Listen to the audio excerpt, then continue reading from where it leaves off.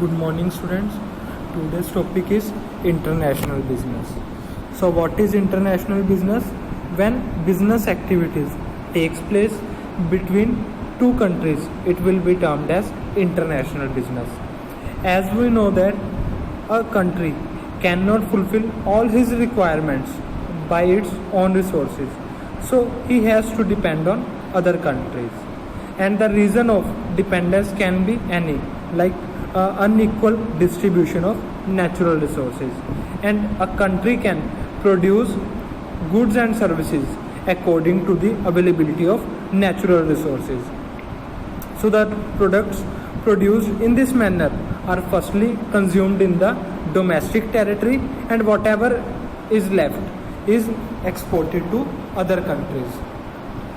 So business taking place between two countries will be termed as international business.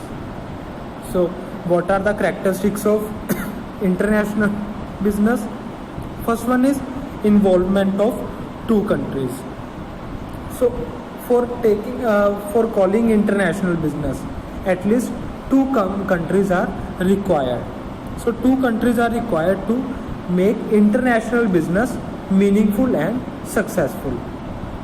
And international business is possible when persons of two different countries will transact with each other. Next is many bases, and there are many bases which help to make this business possible, like unequal or odd distribution of natural resources. So because of this uneven distribution, one country purchase goods from other countries for its expansion. And another reason can be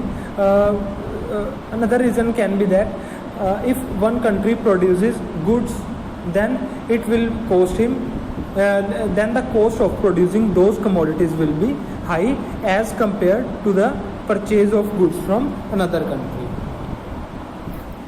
Next is language difference. So every country has its own different language. So difference of language is the main feature of international business. And knowledge of this international language play a significant role in the success of a business organization. Next is comparatively more risk. So international business involves more risk as compared to domestic business, because in case of international business, both exporter and importer are far away from each other, and they do not know each other, and also the raw materials comes from a distant place, so the chances of loss to or damage to that material increases. Next is government intervention. So international business is totally controlled by the government. So if someone wants to import or export goods from another country or to other country, then he has to get prior approval from the government regarding such transaction. And the last one is payment in foreign currency. As we know that currency of every country is different, so arranging foreign currency for the purpose of making payment to the exporter, foreign currency will be required. So importer has to arrange foreign currency for payments. So these are the features of international business. Next is benefits of international business. So what are the benefits of international business? First one is earning benefits to nations. So first one is earning of foreign exchange. So foreign exchange is important for every country. So by exporting more goods, these foreign exchange can be earned. By exporting goods, more gold and silver can also be procured. So the more the foreign exchange with the country, and more well off that country will be. Next is more efficient use of resources. So due to international business, now it is possible to make maximum utilization of natural resources of a country. So each producer will produce only those products which will give him the maximum profit. But the process of export is not only beneficial to individual, but it also gives benefit to a nation. So by producing more goods, now the producer can export goods to other countries, and also the countries can also purchase goods, the cost of manufacturing of which is very high. So those countries can also procure goods at low cost from other countries. So benefits of specialization can also be achieved if a particular product is produced repeatedly and sold in the market. Next is improving growth prospect and employment opportunities. So with the help of international business, machinery, raw material and modern techniques are imported, which will increase the process of industrialization. So with the establishment of industries, more employment opportunities will be created. And the last one is increased standard of living. So the international business makes the better goods available to the people in the country. So when general public use high quality products at low prices, then their standard of living improves. So these are the benefits of international business to a nation. Next one is benefits of international business to firms. First one is prospect of high profits. So international is more beneficial than the domestic business. In a situation when the prices of product are low in domestic market but are very high in the foreign market. So by exporting products to other countries at high prices, profit of an organization can be increased. Increased capacity utilization. So the firms who have surplus production capacity can plan overseas expansions. So there are situations when the production capacity remains idle. So in that situation, a firm, by proper utilizing its production capacity, can increase its output and sold the excess output to foreign countries.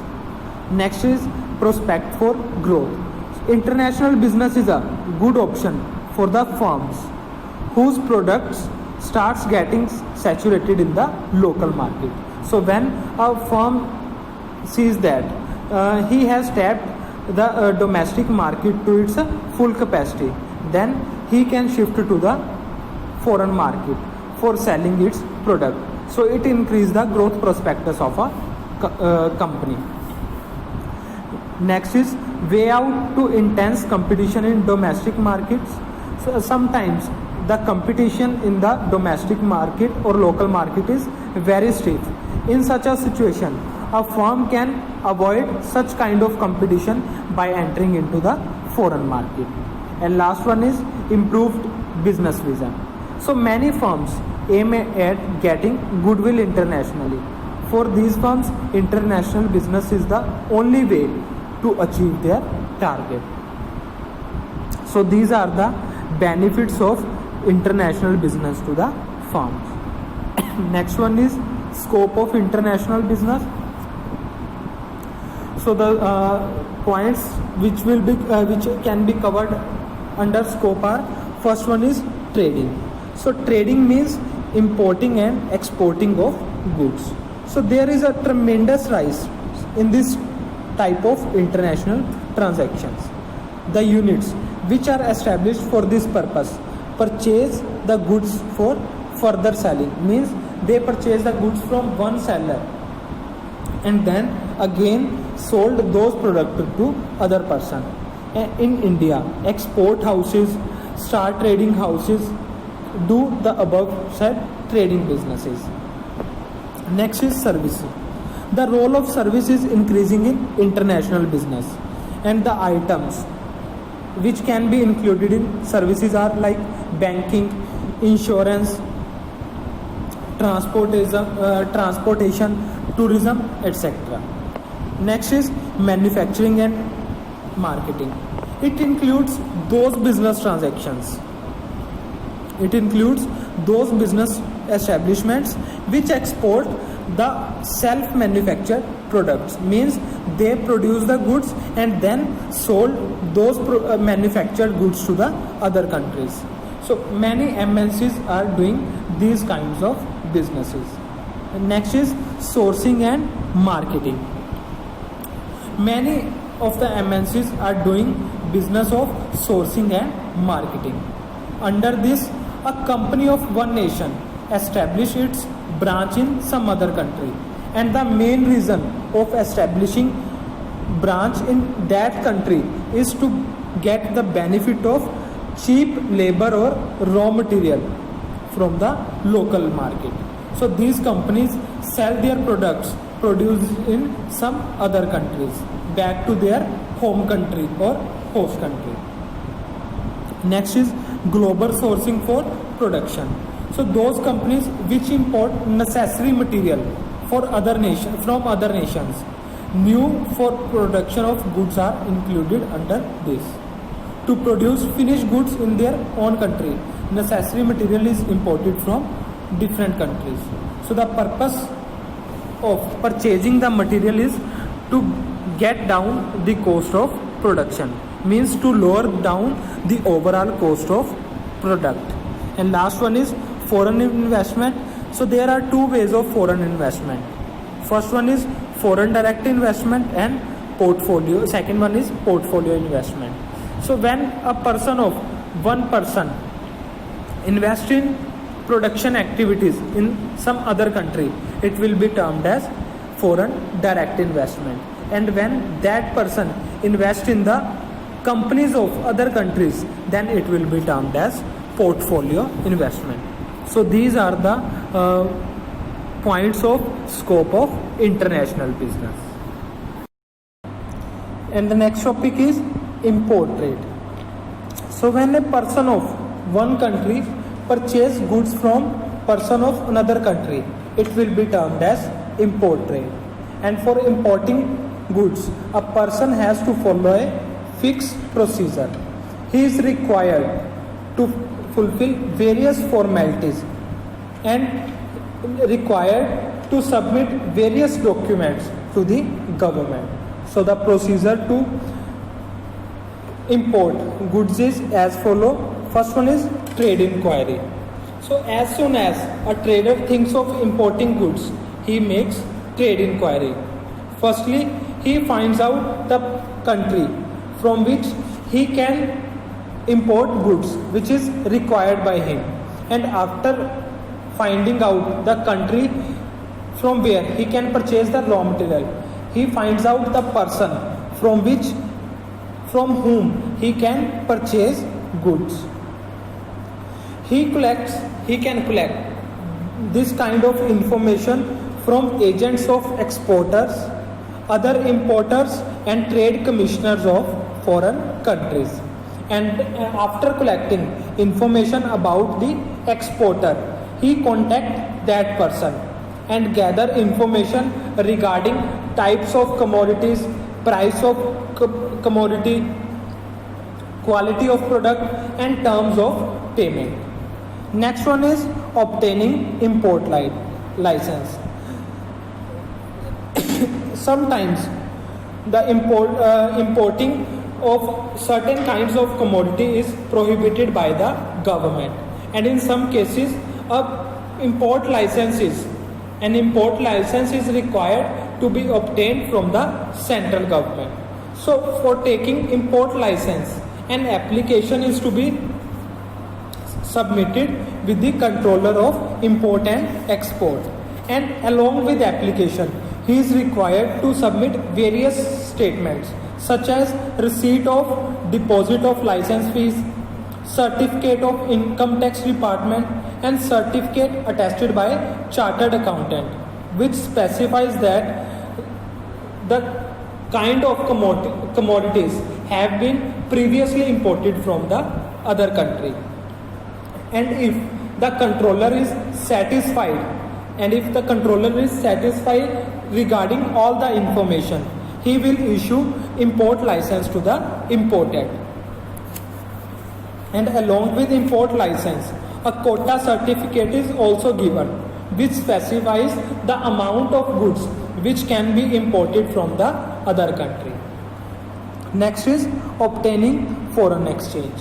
As we know, the currency of each country is different from one another. So when we are purchasing goods from another country, so there arises the problem of foreign currency. So after receiving import license, the importer tries to arrange for foreign exchange. In all the countries, the transactions of foreign currency is done by the central bank. Until 1991, all the transactions relating to foreign exchange was done by the Reserve Bank of India. But after that, due to liberalization policy of government, foreign exchange market was established. In such a market, a person can freely purchase and sell the foreign currency. So he can arrange foreign currency through these markets. Next is placing an order. So placing an order for goods in the language of international trade will be termed as indent. So the details like kind of commodities, their quantity, quality, price, packing and time of delivery are mentioned. And these indents are of two types: open indent and closed indent. In case of open indent, a very little information is mentioned, like quantity of the commodity and price of commodity. But in case of closed indent, all the detailed information is provided in the order. So this is the basic difference between open indent and closed indent. Next one is sending letter of credit. As in case of international business, both exporter and importer are far away from each other. So they do not know about the financial position, the exporter do not know about the financial position of the importer. So there is always some doubt in the mind of exporter regarding the payment. So for the satisfaction of exporter, importer sends a letter of credit to the exporter, which is issued by the bank of importer. In letter of credit, the importer's bank make a written promise to the exporter that he will accept a bill of exchange of a fixed amount. And generally, letter of credit is issued to those customers who have a greater amount of goodwill, means who have good reputation. And letter of credit is generally of two types. First one is documentary letter of credit and second one is clean letter of credit. So when bank adds clause of documentary letter of credit, it means that all the documents related to trade, such as bill of lading, insurance policy, will be sent by the exporter to the bank who is issuing letter of credit. And in case of clean letter of credit, all the documents related to goods are sent to the importer, not to the banker issuing letter of credit. And next one is arrangement and shipment of goods by the exporter.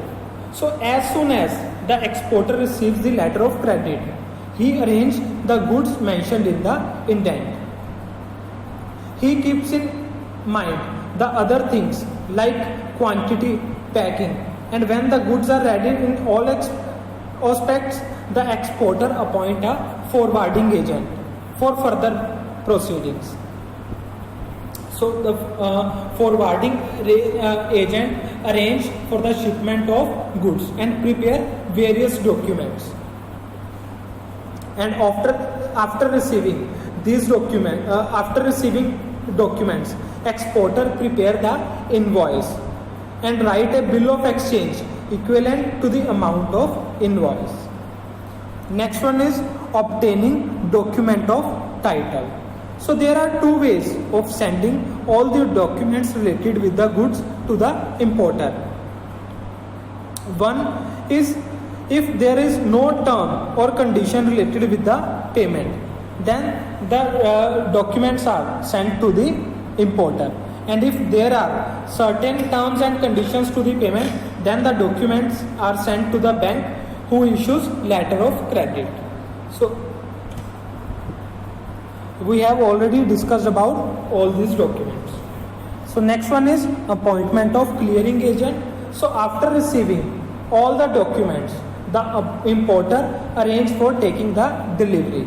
So the importer himself can take the delivery of goods, and he can also appoint some person as clearing agent for taking the delivery. So these agents are appointed because they are specialized in these kinds of activities. Next is clearing the goods. So at this stage, clearing agents clear the goods by fulfilling various formalities. Like first one is payment of custom duties. So before taking goods from the ship, the agent has to go to the custom office where he has to fill 3 copies of bill of entry. In this bill, full information regarding the goods is provided, and on the basis of that information, custom duty is calculated. And if that agent does not know or have full information regarding the commodities, then certain columns will be left blank, and those will be filled when the goods are seen by the person. So in such a condition, after inspecting the commodities, custom duty will be calculated. Next is payment of dock dues. So after payment of custom duties, the clearing agent fills 2 copies of dock challan for the payment of dock dues. And after payment of dock dues, 1 copy is returned to the clearing agent as a receipt. Next is endorsement for delivery. So now clearing agent has to get the bill of lading signed by the officer in the office of shipping company. It will be termed as endorsement of delivery. So here the shipping company's officer signs the document only after the clearing agent has paid the freight of the ship and other expenses related to the journey. By endorsement of delivery, officer is giving an order to the captain of ship regarding the delivery of goods to the clearing agent. And next is taking delivery of goods. So for taking the delivery of goods, the clearing agent submit the custom duty receipt, dock dues receipt, and the signed bill of lading to the delivery to the port authorities. And when the port authorities are satisfied with all the documents, then they allow the clearing agent to take the delivery of goods. And next one is sale of goods before taking delivery. Sometimes the importer sells goods before taking the delivery because he wants that the purchaser himself takes the delivery. In such a condition, the importer will issue a written statement to the dock authorities, and in the instruction this instruction is written on the bill of lading. And if all the imported goods have been sold to a purchaser, then he receives the good in full. Otherwise, a part of it will be received by the purchaser and a part will be received by the clearing agent. Next is keeping goods in bonded warehouse. If due to certain reasons the importer is not in a position to take the delivery of goods, then the custom authorities or the port authorities immediately transfer these commodities to the bonded warehouse, and the officer of warehouse gives a receipt of receiving the goods to clearing agent, which is called dock warrant, and after paying dues to the warehousing authorities, the clearing agent can take the delivery of goods. And after that, clearing agent will take goods with himself, and he will dispatch these goods either by road or by railway to the importer. Next is taking delivery from the railway.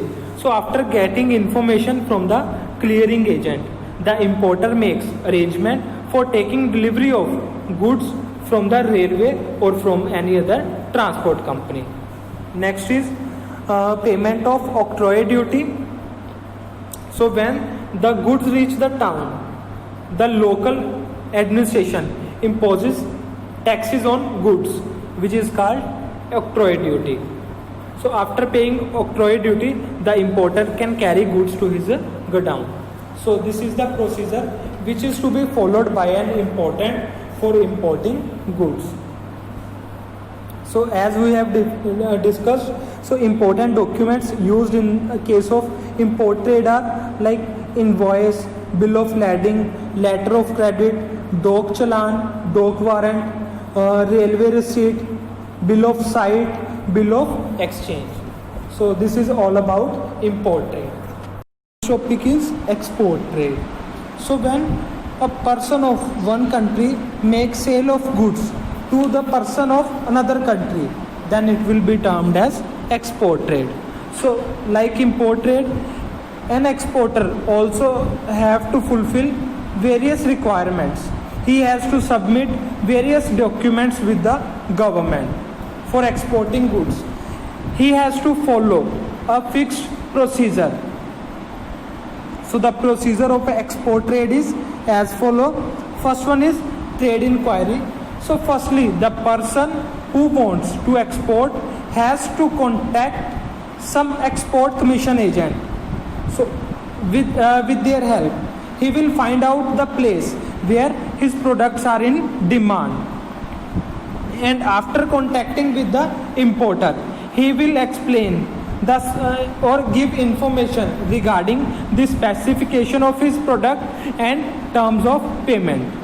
So sometimes the exporter directly receives an inquiry from the importer, and the importer inquired about various things like price of product, type of product, packing of the product, and time of delivery. Next is receipt of indent. So after doing trade inquiry, the importer sends the intent to the exporter. As we have already discussed, indent is of two types: open indent and closed indent. When everything is explained properly regarding the goods, then it will be termed as closed indent. It means the exporter will follow all the guidelines which are given by the importer, and when only a few things are mentioned in the order, then it will be termed as open indent. In such a situation, the exporter takes many decisions as per his own directions or discretions. Next is credit inquiry. As we know, in case of international business, both importer and exporter are far away from each other, and exporter is not in a position to know anything about the financial position of the importer. So exporter wants to satisfy himself regarding the payment of a transaction. So for this purpose, he demands a letter of credit from the importer. So letter of credit is an instrument which is issued by importer's bank.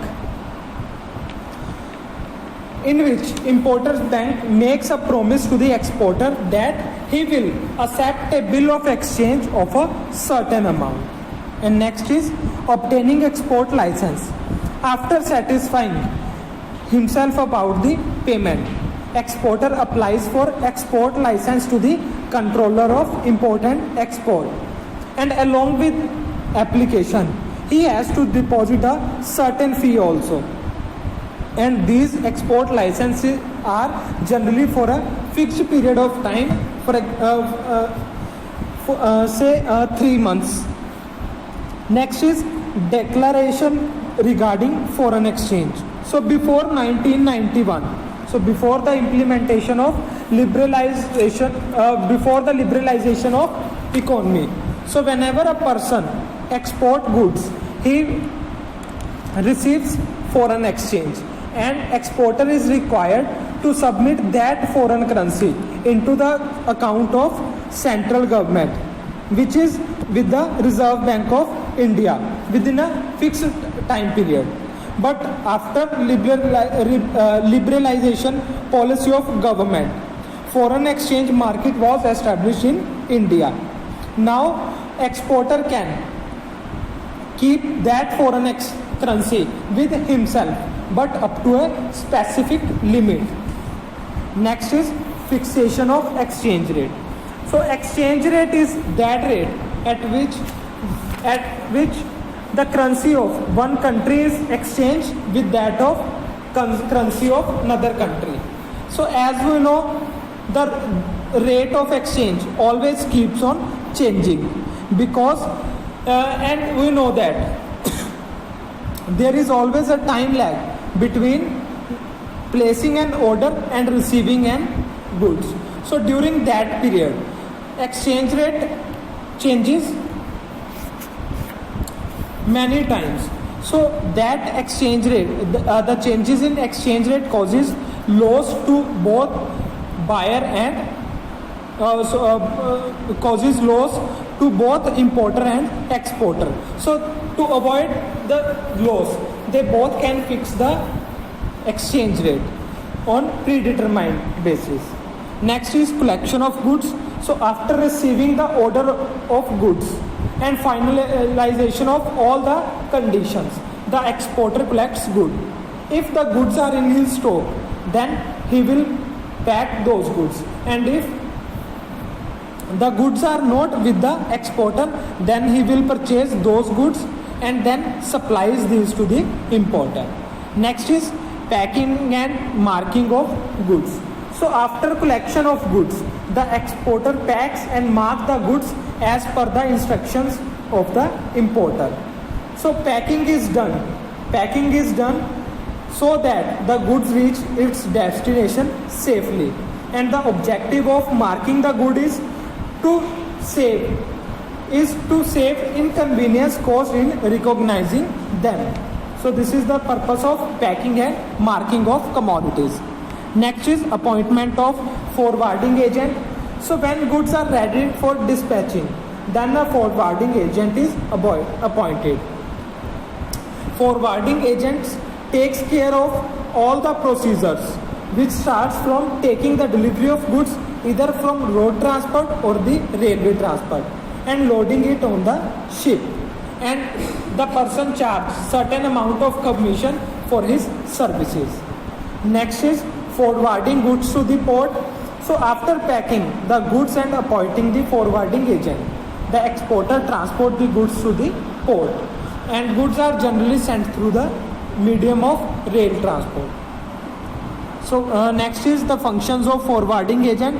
First one is obtaining the shipping order.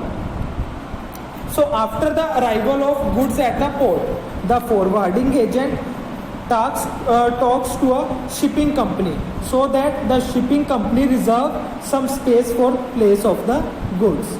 So after this agreement, the shipping company issues shipping order, and that order means the captain of the ship is instructed to load the goods on the ship mentioned in the shipping order. So next is preparing shipping bills. So in the shipping bill, quantity of the goods price of goods, address of exporter, address of importer, number of items will be mentioned, and on the basis of the details furnished in the shipping bill, export duty will be determined. Next is payment of dock dues. So permission of dock authorities is required to carry the goods to the port to load them on the ship. So dock officer gives this permission only after the payment of dock dues. So the forwarding agent pays these dues so that the goods can be loaded on the ship. Next is obtaining mate's receipt. So when the goods have been loaded on the ship, then the captain of the ship gives a receipt of receiving goods on the ship, which will be termed as mate's receipt. And the receipt is generally of two kinds. When the goods which are loaded on the ship are of good quality, means the condition of good is very good and their packing is also good, then he will issue a receipt which will be termed as clean receipt. And if the goods are not in accurate condition or the packing is not good, then he will issue a full receipt. Next is bill of lading. A bill of lading is a document issued by a carrier to acknowledge receipt of cargo for shipment. And the bill of lading generally contains the details regarding the goods. Next is insurance goods. For the safety of goods, forwarding agent takes suitable policy for the goods. And the last one is advice to the exporter. And after finishing his work completely, the forwarding agent informs the exporter through an advice letter. And along with advice letter, all the documents are sent to the exporter. Next is preparing an invoice. After receiving information from the forwarding agent about the loading of goods and other expenses, the invoice is prepared. And the invoice is prepared on the basis of terms and conditions decided upon between the exporter and importer. Next is obtaining invoice certified by consular. In some countries recognize the certified invoices, not the invoice only. So such invoices are issued by the trade consular of the importing country situated in the exporter country. And if the certified invoice is available, the custom authorities are not required to open the whole cargo to check whether the price and goods are as per agreement or not. Next is preparing document relating to payment. After all this, various documents based on terms and conditions of payment are prepared, like document against payment. If the payment is to be made in cash, then the exporter writes D/P on the bill. Means after making payment in the bank, the importer can take the documents related with the goods. Second one is document against acceptance.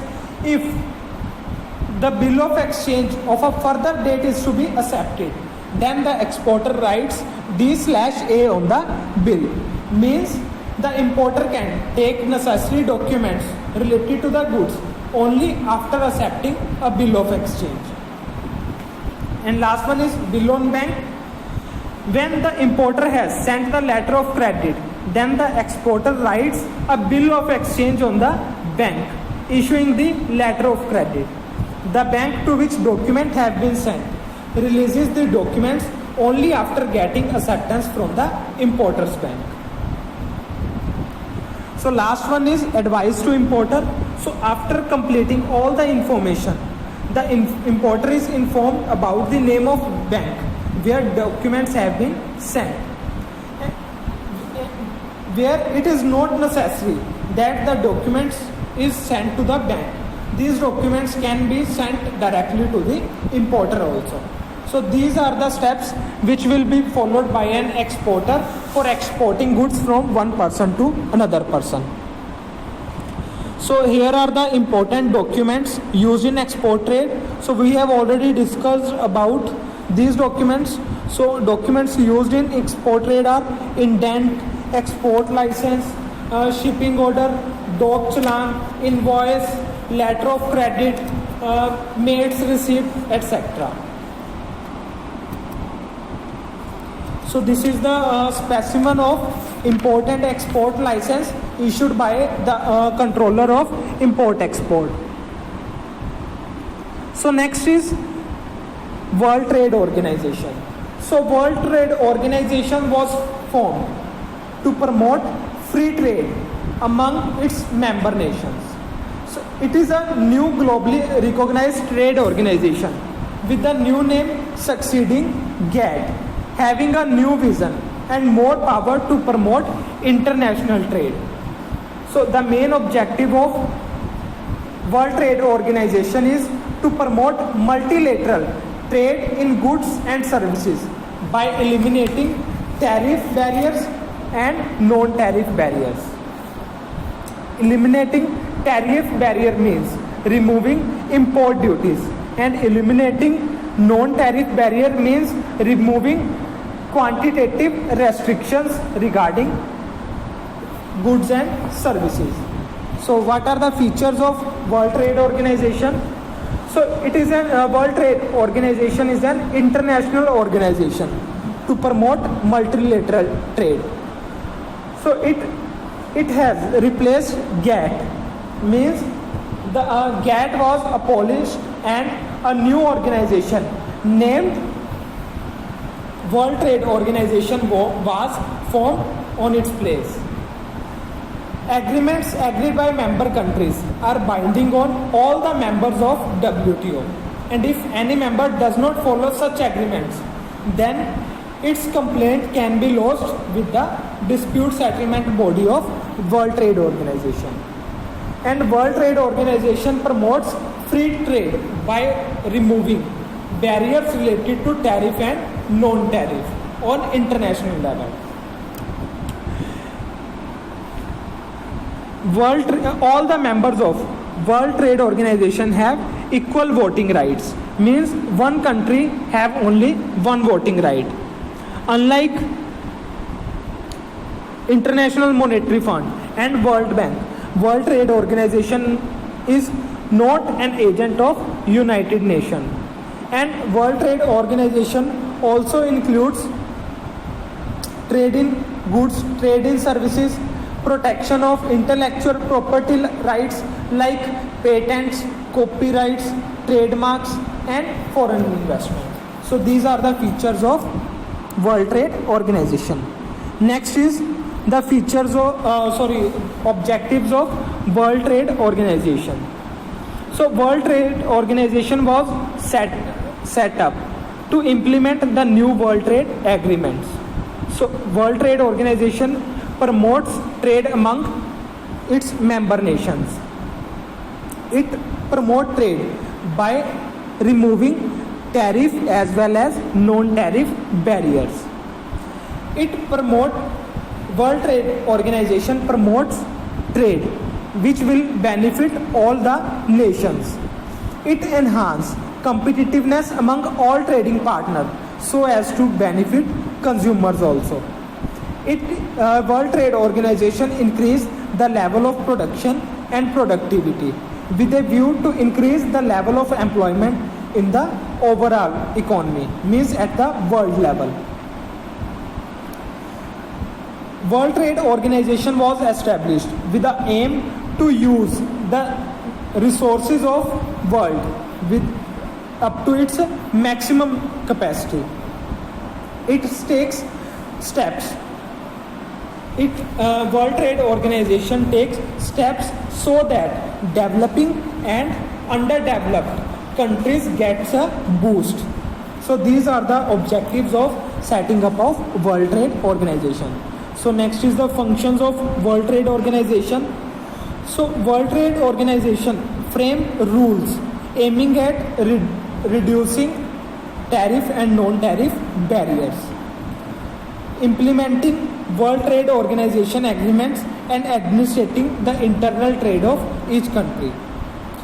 The World Trade Organization review trade-related economic policies of its member nations with the help of its trade policy review body. So it also settles trade-related disputes among its member nations with the help of its dispute settlement body, and it acts as a forum for trade liberalization. World Trade Organization provides technical assistance and guidance related to management to poor nations also. So these are the functions performed by World Trade Organization. So with this topic, chapter of international business is over. I hope it is clear to all of you. So thank you, students.